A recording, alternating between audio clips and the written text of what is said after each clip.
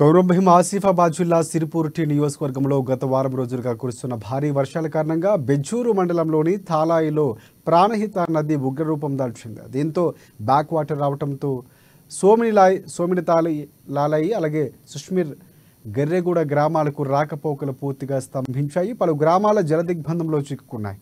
బాహ్య ప్రపంచంతో సత్సంబంధాలు తెగిపోయాయి.